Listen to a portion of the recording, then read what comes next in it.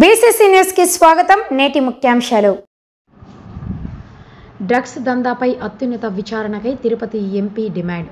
CBI విచారణ కోరుతూ కేంద్ర హోంమంత్రికి లేఖ. తిరుపతి నగరంలోని ఎంఆర్పల్లిలో ఏఆర్ కార్యాలయంలో ప్రస్తుత విధులు నిర్వహిస్తున్న ఏఆర్ కానిస్టేబుల్ గుణశేఖర్ డ్రగ్స్ వ్యవహారంలో పట్టుబడితే నా దగ్గర విధుల్లో లేని వ్యక్తికి సంబంధించిన వ్యవహారాన్ని నాకు అంటగట్టాడని చూడడం టీడీపీ దగాకోరతనానికి నిదర్శనమని ఆయన తెలిపారు.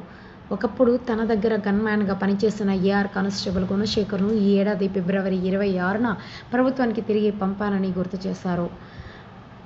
తనపై సోషల్ మీడియాలో తప్పుడు ప్రచారం చేసే వాళ్ళపై చట్టపరమైన చర్యలు తీసుకునే వరకు పోరాడతానని ఆయన హెచ్చరించారు. అలాగే తనపై వస్తున్న ఆరోపణల నేపథ్యంలో నిజానిజాలు నిగ్గు తేల్చేందుకు జాతీయ స్థాయిలోని అన్ని రకాల విచారణ సంస్థలతో దర్యాప్తు చేయాలని కోరుతూ లేఖలు రాస్తున్నట్టు ఆయన వెల్లడించారు.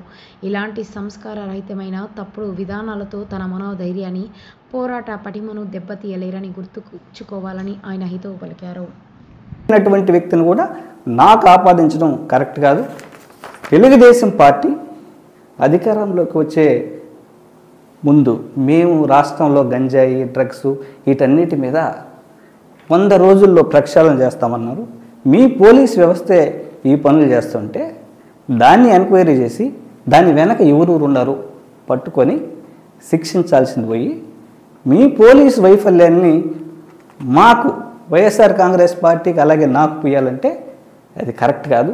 నేను ఈరోజు అమిత్ షా గారికి అలాగే ప్రైమ్ మినిస్టర్ గారికి అన్ని వ్యవస్థలకి నేనే దీని మీద లోతుగా విచారణ జరగాలని నేను ఈరోజు లెటర్ రాయబోతున్నాను. దీని మీద బహిరంగ చర్చకు సవాలుకు నేను సిద్ధం.